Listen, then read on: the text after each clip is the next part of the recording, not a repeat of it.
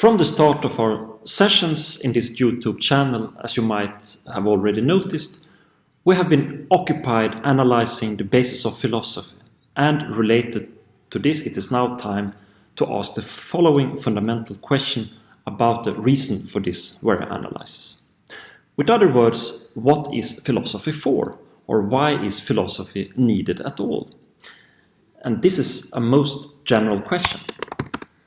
Philosophy, as we have already been demonstrating in our previous sessions, is not a science, or at least fundamentally different from science in that it cannot ignore the very question of the meaning of its own activity.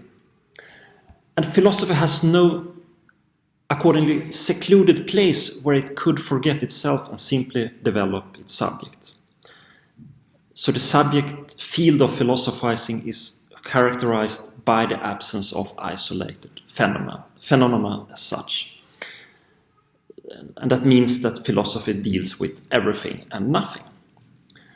While science is not concerned with the question of justifying its activities as evidenced by the investigations of, for example, Paul Feyerabend and Thomas Kuhn, who concluded that science actually does not think. But if science would do that in that sense, that means to think, it would turn into philosophy. Philosophy, on the contrary, proceeds from this fatal question in order to substantiate its own activity, and, if desired, also the activity of science. And this, if desired, is here very important in this context. In science, there is actually no place for desires. It just moves along an already laid route. And this route, that is the direction of movement, can be subject of critical examination, of course, but it is not at all burdened with self-reflection. Science, in this respect, demonstrates, from a philosophical point of view, an amazing naivety.